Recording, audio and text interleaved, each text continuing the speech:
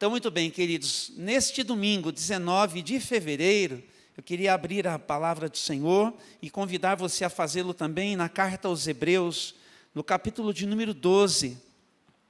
A mensagem não é inédita, mas eu dou uma repaginada de tempo em tempo em algumas coisas, porque julgo importante que, de novo, a gente construa em cima de algumas coisas que são bem relevantes assim para a nossa caminhada. Na carta aos Hebreus, que fica no Novo Testamento, não é? Logo depois das cartas pastorais, ali você encontra Hebreus, um pouquinho antes de Tiago, para você aí se posicionar com a sua Bíblia, acessar aí no seu smartphone, ou mesmo acompanhar com a gente aqui pela TV. Aí para você na sua casa aparece também na legenda o texto da Palavra de Deus, e nós vamos assim fazê-lo nesse momento aqui. Diz a palavra do Senhor em Hebreus capítulo 12, os 3 primeiros versículos, o seguinte: portanto, uma vez que estamos rodeados de tão grande nuvem de testemunhas, ou multidão de testemunhas, livremo-nos de todo o peso que nos torna vagarosos e do pecado que nos atrapalha, e corramos com perseverança a corrida que foi posta diante de nós. Mantenhamos o olhar firme em Jesus, o líder e aperfeiçoador de nossa fé. Por causa da alegria que o esperava, ele suportou a cruz sem se importar com a vergonha. E agora ele está sentado no lugar de honra à direita do trono de Deus. Pensem em toda a hostilidade que ele suportou dos pecadores. Desse modo, vocês não ficarão cansados nem desanimados. Afinal, ainda não chegaram a arriscar a vida na luta contra o pecado. Até aqui a leitura, vamos fazer a oração também. Deus nosso Pai, dá-nos a Tua palavra hoje de manhã, faça isso pelo Teu Espírito, abrindo o nosso entendimento. A gente precisa ser alcançado nas coisas que acontecem dentro de nós, e só o Senhor, por Seu Espírito, pode fazer isso. Que a Tua palavra hoje de manhã possa encontrar lugar e nos afete por inteiro, para a nossa vida em Cristo Jesus, ao lado uns dos outros, em favor de todo mundo. Assim nós oramos e Te agradecemos, no santo nome de Jesus o fazemos. Amém, amém e amém. Eu quero falar hoje sobre a corrida da fé e usar assim essa ilustração para pensarmos juntos brevemente algumas coisinhas que nós encontramos nesse texto aqui.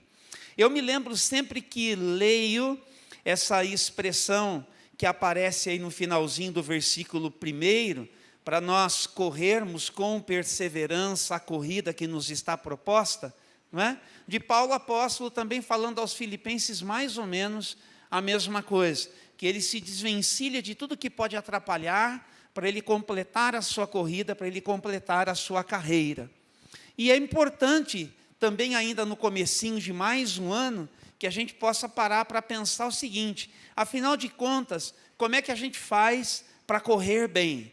Para que a nossa performance sim, seja proveitosa, para que a gente alcance o nosso objetivo.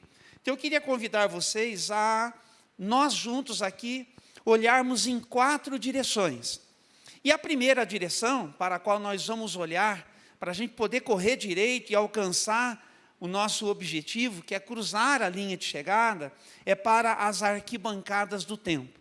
Quando você observa aí o capítulo 12, o versículo 1, vai dizer o seguinte para a gente: que nós estamos rodeados por uma multidão de gente. E aí a gente precisa pensar e tentar imaginar que na vida nós estamos como que num estádio olímpico. Então, todo mundo aqui tem em mente, tem em vista, todo mundo aqui tem essa expressão, tem essa imagem, porque isso faz parte do nosso tempo.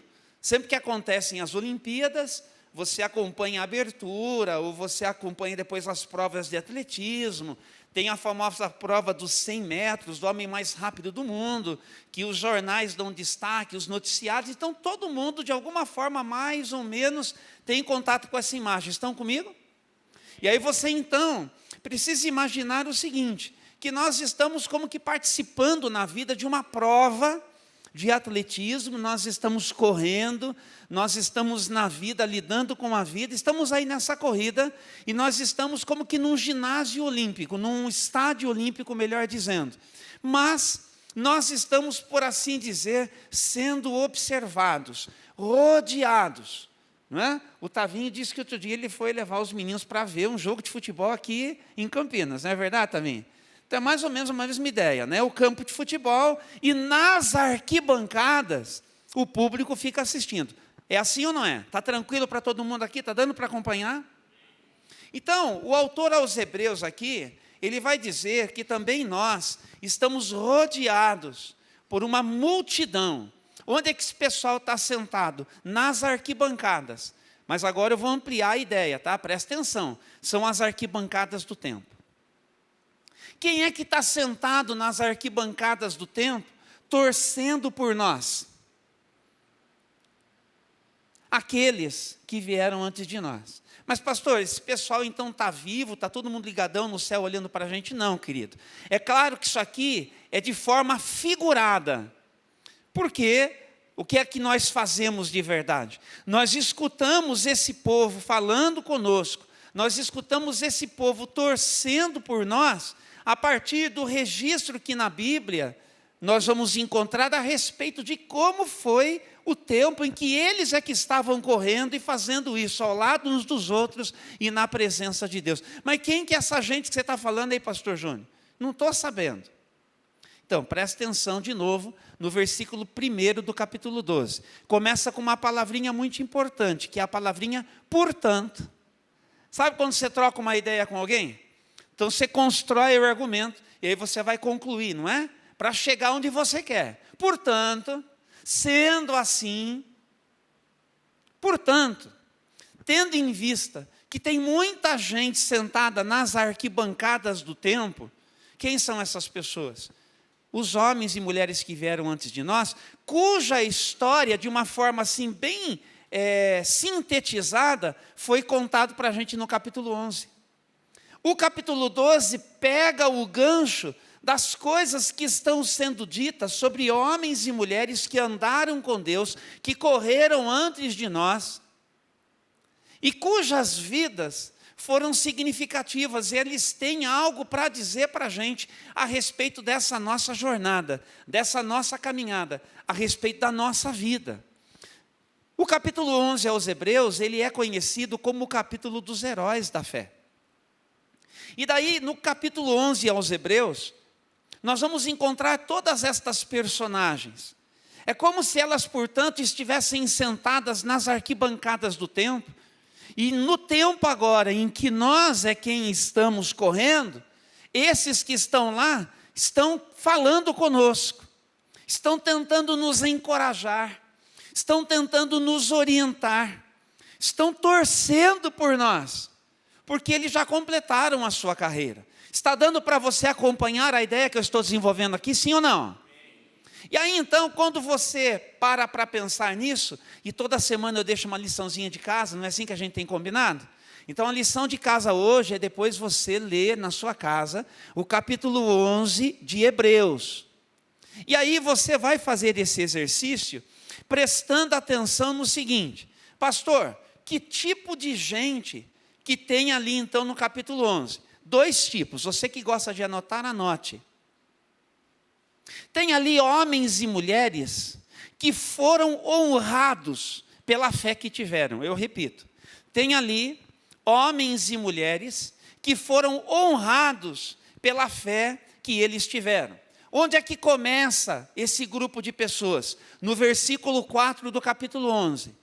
Onde é que termina esse grupo de pessoas? No capítulo 30, no versículo 35, a primeira parte do versículo. Quando um versículo bíblico, ele tem assim, um tempinho que ele vai contando alguma coisa. Daí tem, por exemplo, um ponto final, e ele continua. Então a gente vai dizer parte A do versículo, parte B do versículo, parte C. É uma maneira didática de a gente prestar atenção no texto. Vocês estão comigo?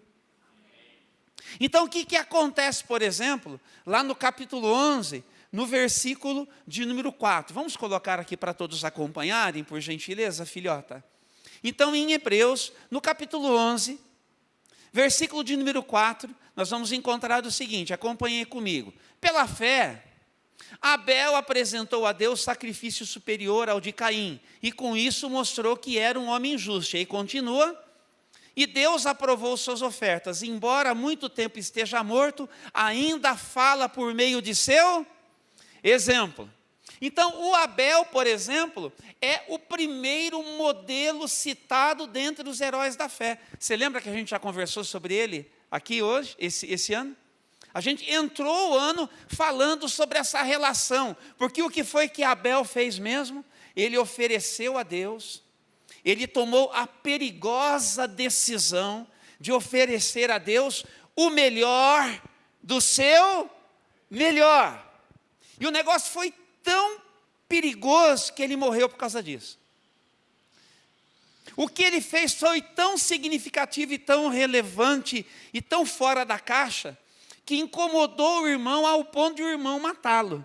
Então, o primeiro culto registrado na Bíblia deu em assassinato. Olha que ambiente perigoso que é o de igreja. Pensando assim. Mas é só para gerar um impacto da reflexão. Então, começa com Abel. Por que é que Abel, Gustavo, faz parte desses que tiveram a sua fé honrada? Porque está no texto que a gente leu ali no versículo de número 5. Que embora morto, ele ainda fala. Então, como é que Deus honra a fé do Abel? Registrando no tempo, para que todos fiquem sabendo que tipo de fé foi a fé que Abel teve.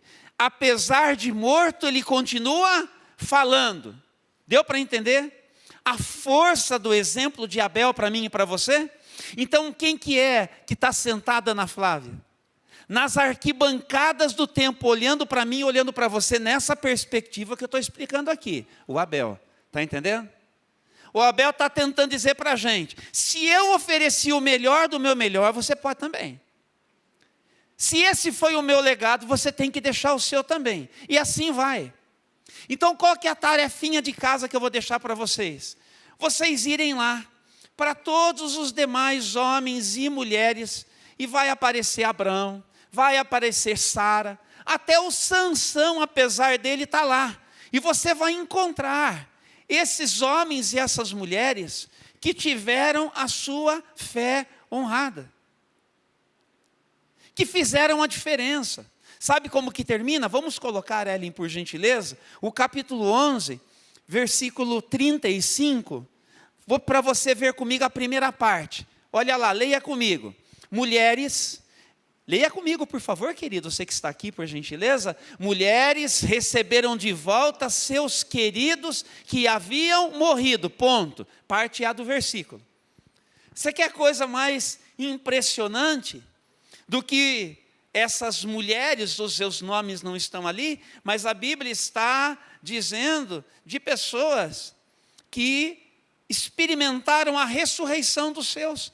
Lembra do profeta na casa da mulher, orando pelo filho que tinha morrido, e a mulher recebendo o seu filho de vida de novo, com vida de novo, certo? Deu para entender?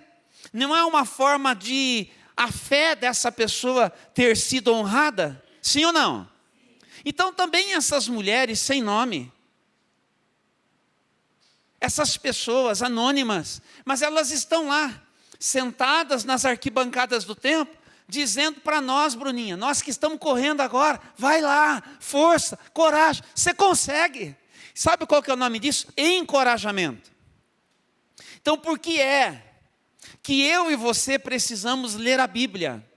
Por que é que eu e você precisamos refletir a palavra de Deus, degustar a palavra de Deus, gastarmos tempo com a palavra de Deus? Porque a palavra de Deus vai falar de homens e mulheres que estão sentados nas arquibancadas do templo. É essa multidão de testemunhas. O que eles têm para dar para mim e para você?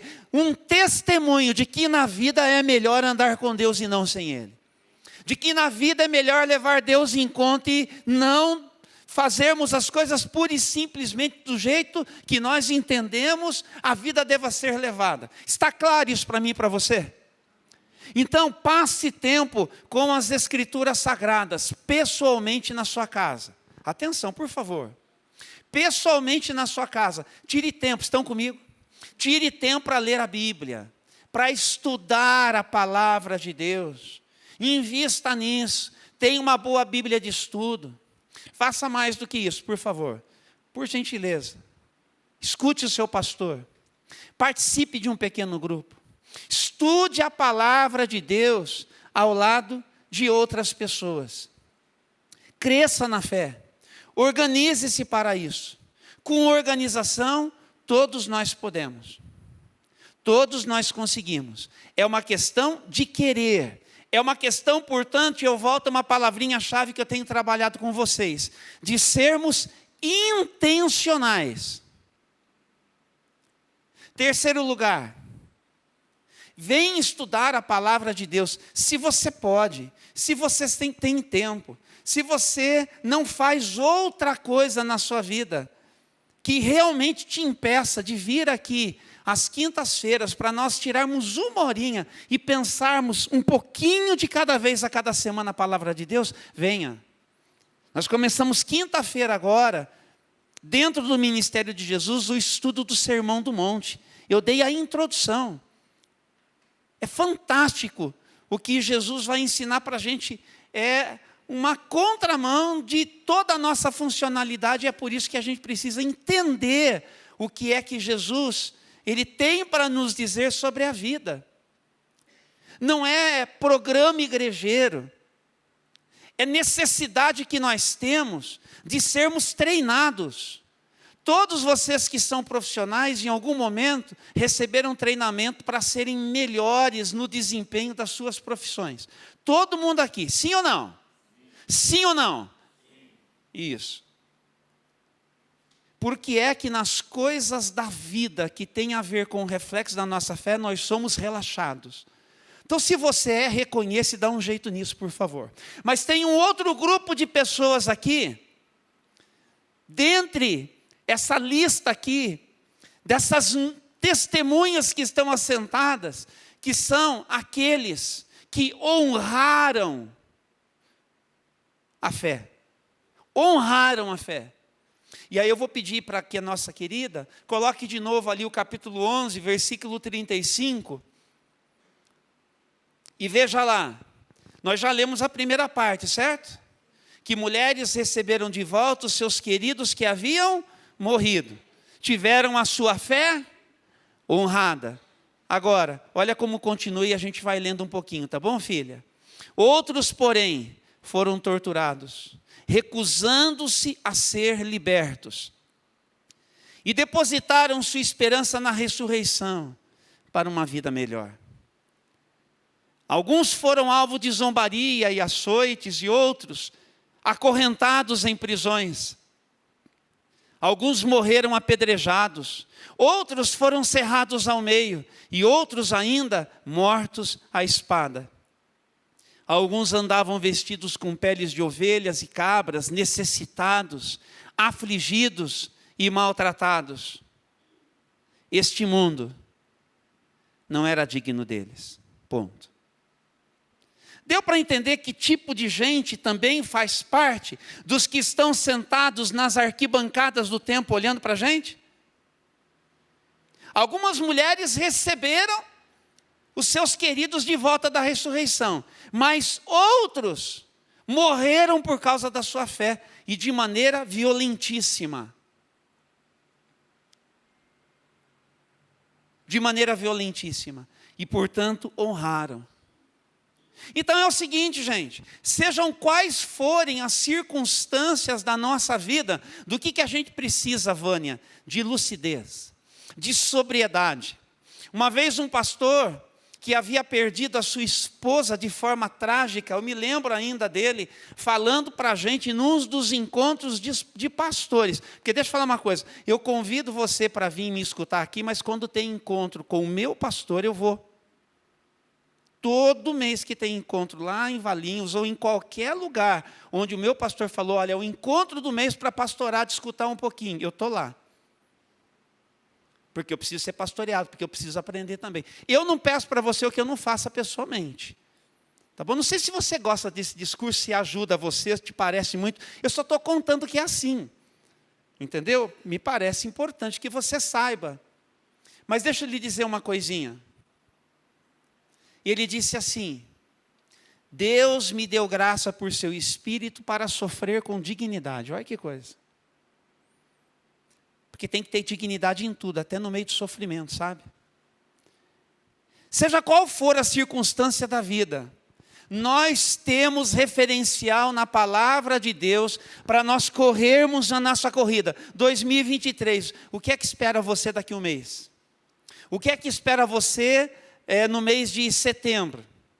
Como é que você chega em dezembro de 2023? Quantos de nós chegarão? A gente não sabe, a gente não quer pensar nisso, a gente não quer lidar com isso, e ninguém precisa ficar em pânico projetando assim. Mas o que eu quero lhe dizer é o seguinte, nesse comecinho de ano, vamos lembrar o seguinte, nós estamos correndo a nossa carreira, nós estamos correndo, nós precisamos fazer isso com perseverança. Como é que a gente consegue um pouco mais? Com encorajamento. E aonde que a gente encontra encorajamento? A gente encontra encorajamento nesses homens e nessas mulheres que estão sentados nas arquibancadas do templo, e que viveram aqui antes de nós, e cuja história deles com Deus, neste mundo de verdade, está registrada aqui, e Deus, por seu Espírito, quer nos ajudar através de aquilo que aconteceu com eles antes.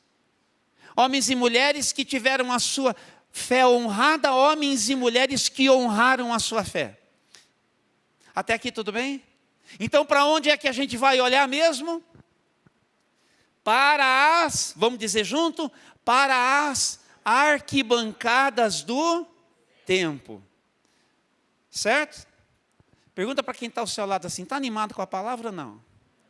Gente, eu faço aqui esse movimento e eu sei que nem todo mundo chega bem, por diversos motivos, certo?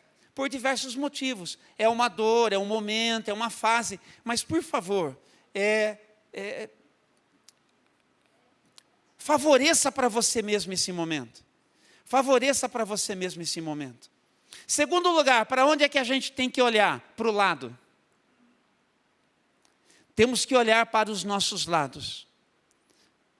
Porque nós não estamos sozinhos nisso. Nós não estamos sozinhos. Primeiro, nós não estamos numa competição. Eu vou contar para você isso rapidinho, entra e saia. Né? Faz muito tempo já, quando eu era adolescente para jovem, eu fui atleta. Eu sei bem o que é uma pista de atletismo, eu sei bem do que eu estou falando.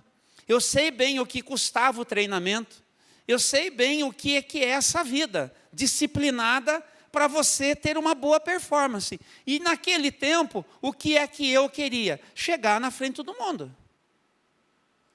Eu queria chegar em primeiro lugar. Era bom chegar em segundo, ganhar a medalha de bronze, mas o gostoso mesmo é você chegar na frente de todo mundo, você bater os recordes e tudo mais.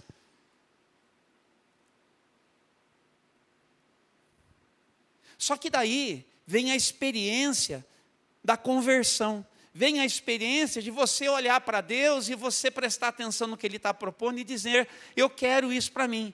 E aí Deus fala, então, não é só para você e é para todo mundo que está na mesma decisão e vocês têm responsabilidade de trazer mais gente para dentro dessa família. Aí eu entendi o que é ser igreja. Daí eu entendi que a gente vai cruzar a linha de chegada, mas não tem graça cruzar sozinho.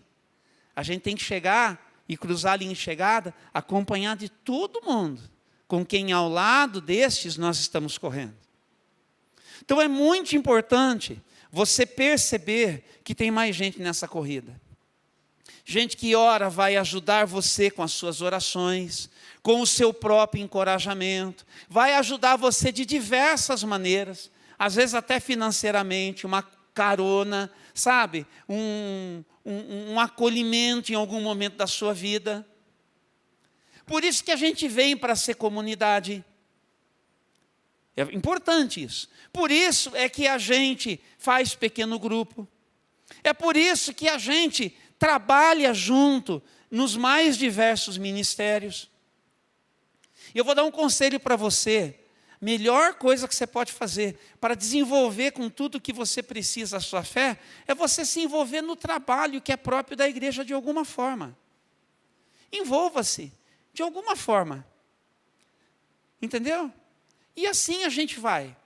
Nós estamos com 22 pequenos grupos funcionais. Inclusive um que começa agora com os queridos venezuelanos que têm chegado. São pessoas que Deus manda para que todos nós possamos cuidar. E esse cuidado também, nesse sentido, será oferecido. Mas o importante é o seguinte, prestar atenção. Enquanto eu busco encorajamento, olhando para essa multidão de testemunhas que está nas arquibancadas do templo, conforme nós já entendemos, nós também buscamos apoio mútuo naqueles que estão nos ladeando. Para tudo é importante, não é? Para receber tem sempre mais de um, não é? Para servir, olha a equipe ali de transmissão, de mídia, a equipe de música, a equipe de intercessão, não foi só o David que chegou para orar. Entende? Tem, em todos os cenários, tem gente servindo, preparando a coisa para da melhor maneira abraçar você. Mas a ideia é que todos possamos, de alguma forma, abraçar uns aos outros. Então, não é um espírito de competição, tem que ser um espírito de cooperação. Essa é a palavra que Paulo ensina para a gente sobre a igreja. Na igreja precisa existir cooperação. Mas em terceiro lugar, para onde é que a gente tem... Ah, pastor, mas você não mostrou na Bíblia onde é que está isso. É fácil. A gente pode pegar aqui no capítulo 10 de Hebreus, que está dentro do contexto da carta, e a gente pode, por exemplo, aqui, olha, no versículo de número 24 do capítulo 10 de Hebreus, pensar um aspecto de mutualidade, ou seja, um aspecto de convivência. Olha lá, pensemos em como motivar uns aos outros na prática do amor e das boas obras.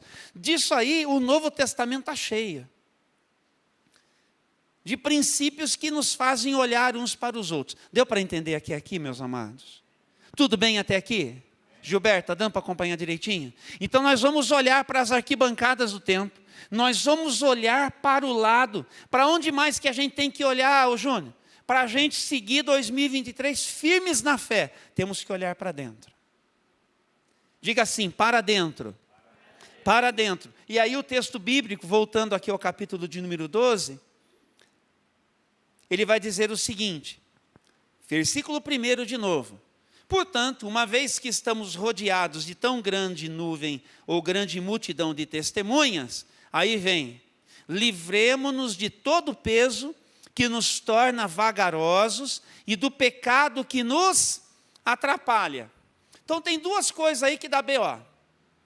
O peso que faz a gente paralisar e o pecado que atrapalha. Então tem que olhar para dentro. É coisa nossa, sim ou não?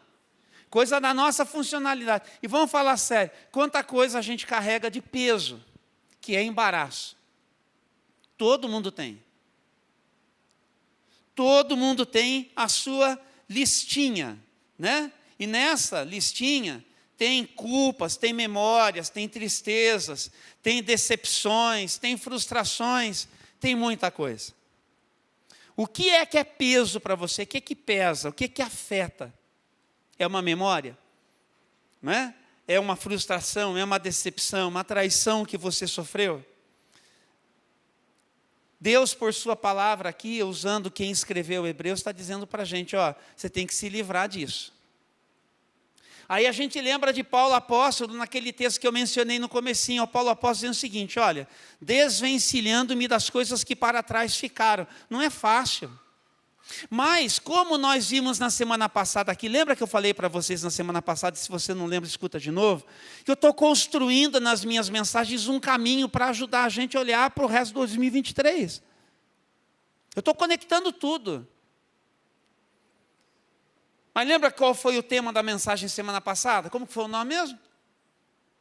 Ninguém, tem certeza que ninguém Fico triste. Qual foi o nome da mensagem semana passada? Superação. A história de José. Se você não viu, vai lá e vê. Pastor, não ajudou. Então, à noite eu gravei só em português. Vai lá, está gravadinho. Escuta de novo. Mas a gente precisa. A gente precisa. A gente precisa. Então, como é que a gente se livra? Lidando no poder do Espírito Santo.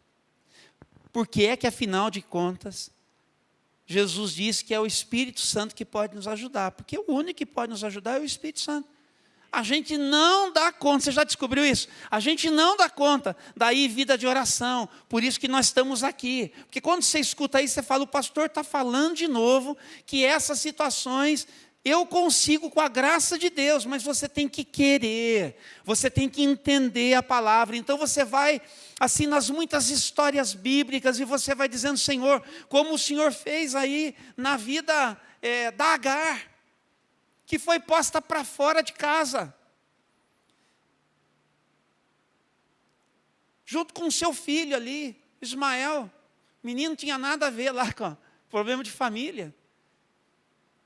Mas como foi o nome que ela deu para Deus, para o eterno, o Deus de Abraão? O Senhor é o Deus que me vê. Nós vamos chegar diante de Deus e dizer, o Senhor é o Deus de Agar. O Senhor é o meu Deus, o Senhor também me vê. E aí nós vamos nos resolvendo nestas coisas. Mas além de nós nos livrarmos do peso, nós temos que também nos livrar do quê? Do pecado que atrapalha. E aí, gente, é só para citar, que eu não vou ficar aqui gastando tanto tempo. Vamos pegar o que a gente já viu. O que a gente faz com a possibilidade do pecado que se apresenta para a gente? A gente foge. Quem que a gente aproveita para falar disso hoje de manhã? O José. Lembram-se do que eu falei já na semana passada? Se você não lembra, escute agora. O que aconteceu com José? Estava na casa de um homem chamado Potifar, tinha confiança de Potifar. José era tipo saradão, bonitão. A esposa de Potifar gostou do menino, quis deitar com ele, foi investindo. Chegou uma hora que ela deu uma prensa nele e ele teve que se posicionar. E ele falou para ela o seguinte, diante da real possibilidade que ele tinha de tirar uma casquinha da dona. Pô, não é assim que se fala?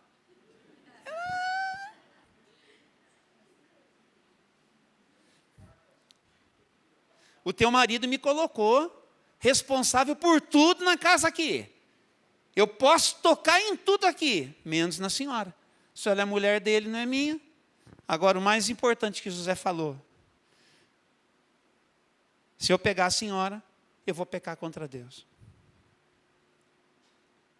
Entendeu? Então tem que se posicionar, tem que fugir. Tem que fazer que nem Jesus ensinou. É o teu olho? Arranca. É a tua mão? Corta. É claro que isso não é literal, né, gente? Pensa. Mas é cheio de radicalidade, porque não dá para vacilar. E eu termino dizendo o que eu sempre digo. Tem coisa que é pecado na vida da gente, que se a gente não confessar para alguém, a gente não larga nunca. Porque a gente sempre vai achar que aquilo está nos bastidores e ninguém está vendo. Deus está vendo.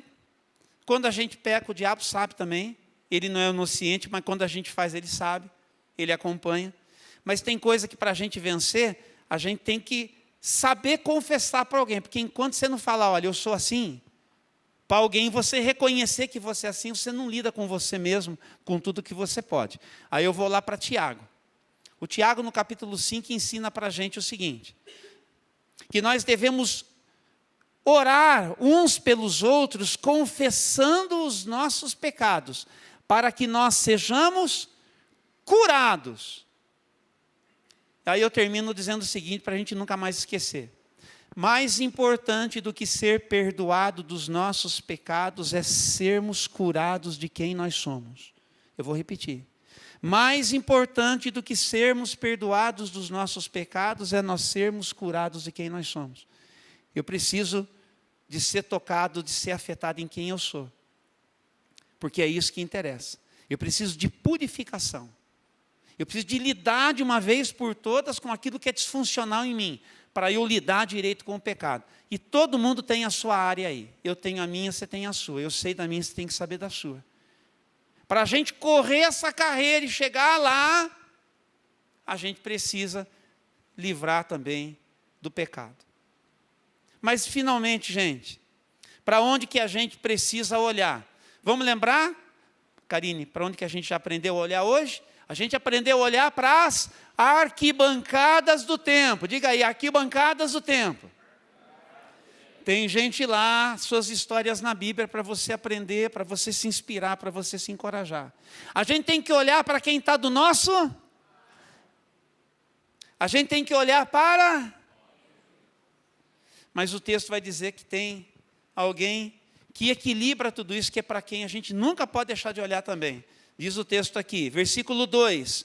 Mantenhamos o olhar firme em Jesus. Por quê? Porque é Ele que nos lidera, porque é Ele que nos aperfeiçoa. E aí vem o texto depois dizendo que Ele mesmo suportou todas as coisas, e Ele foi com tudo, em tudo que Ele precisava experimentar por mim e por você.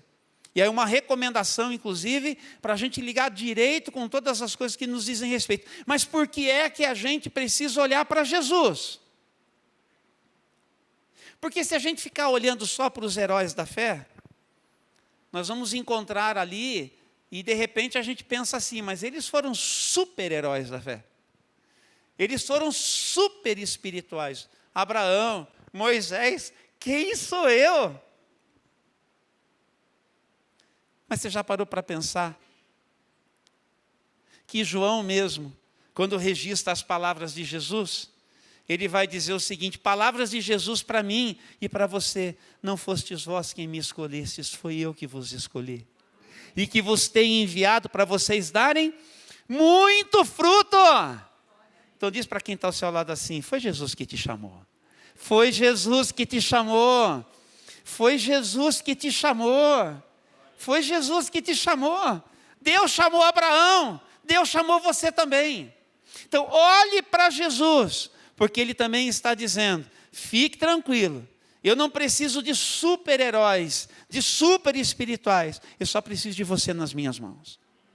Segundo lugar, a gente precisa olhar para Jesus, porque às vezes a gente olha um para o outro e a gente fica numa tal de comparação e a gente se apequena. Você tem vontade de fazer algo, mas daí você olha para o outro fazendo e fala assim, mas nunca vou fazer que nem esse cara. Eu nunca vou fazer que nem essa moça, que nem essa irmã. Olha o jeito que aquele irmão ora. Eu até queria ir lá na frente orar, mas tenho até vergonha, porque o irmão foi lá, orou, o irmão bombou lá na oração dele. Como é que eu vou lá, eu orar? Eu. Coisas simples que parecem, mas não só parecem, elas são mentalidades que apequenam a gente, e a gente nunca se apresenta. Mas quando a gente olha para Jesus, que é o nosso líder, que é quem nos aperfeiçoa, e quando a gente lembra como é que Jesus organiza a sua igreja, distribuindo dons, chamando todo mundo para de alguma maneira fazer a diferença em favor da causa do reino, em favor das pessoas, aí você para, não, tem espaço para mim. Entendeu? Tem a expressão do meu irmão que está ali, da minha irmã que está acolá, de alguém que faz, e que bom que ele faz bem feito, que bom que ela faz bem feito, mas eu também tenho algo que eu posso dar, que eu posso entregar, que eu posso oferecer. Deus também quer me usar, e então eu vou me apresentar. E aí, se você fizer isso, você vai descobrir que o Espírito Santo de Deus vai te dar uma funcionalidade, e você vai preencher um espaço que você fala, não é que fez diferença?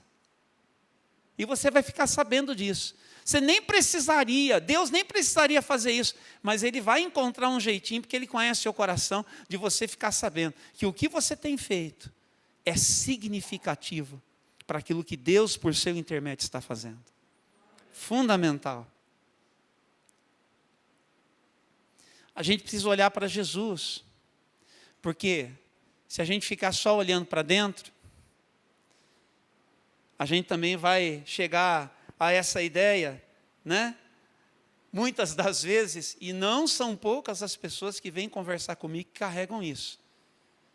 Pastor, eu nunca vou dar certo na minha vida. Eu não sei como que Deus permite tanta fraqueza numa pessoa só. Tudo é comigo, tudo passa por mim. Onde eu ponho a mão parece que dá BO. Não são poucas as pessoas que têm esse tipo de mentalidade. Por isso que a gente precisa olhar para Jesus. A gente precisa olhar para Jesus, porque Jesus é o tipo de gente que viveu aqui, no qual Deus quer me transformar. E aí a gente lembra o seguinte, que Deus, Ele pega tudo que acontece na vida da gente, e Ele faz com que todas essas coisas cooperem para o nosso bem. Porque diz a palavra de Deus lá em Romanos 8, versículos 28 e 29, e agora indo para o 29, que nós estamos predestinados, ou seja, com o objetivo maior de na nossa vida sermos feitos gente parecida com Jesus, que é o primeiro filho, do qual Deus, na sua família que Ele está ampliando, quer acrescentar, tem lugar para você. Então você não precisa ficar refém do que te vitimizou, como a gente tem falando, ser alvo da sua própria autocomiseração, nem se achar menos do que ninguém. Você só tem que deixar que Jesus cresça em você. Crer que Ele quer fazer isso, que Ele te resgata e que Ele te conduz. Então é por isso que nós precisamos, portanto, olhar para Jesus. Enquanto a gente olha para aqueles que estão nas arquibancadas do templo, enquanto a gente olha para quem está do nosso lado, enquanto a gente olha para dentro para lidar com o que a gente precisa, a gente faz tudo isso e ao mesmo tempo nunca deixando de olhar para Jesus. Mantenham o seu olhar nele.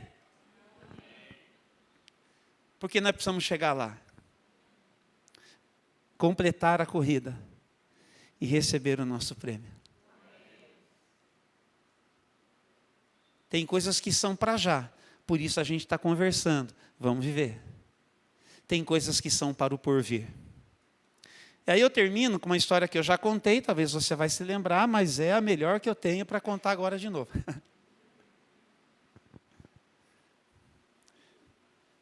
Teve um pastor, e eu acredito que ele já descansa no Senhor, na esperança da ressurreição.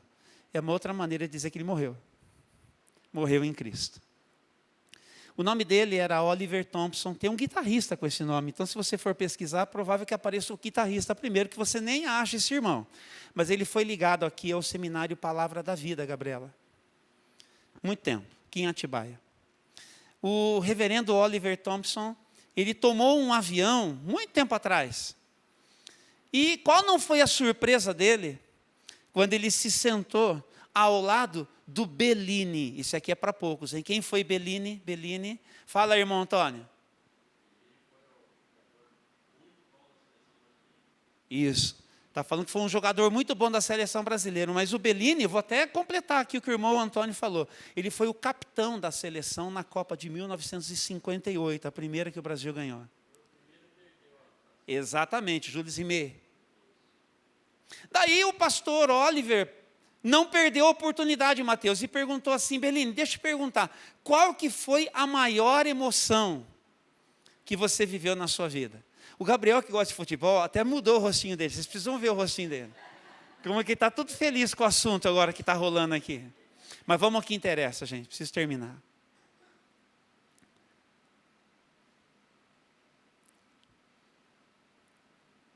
Aí o Bellini contou. Foi naquele dia da final, quando o time estava tudo perfilado, um do ladinho do outro. E nós estávamos ouvindo o hino nacional.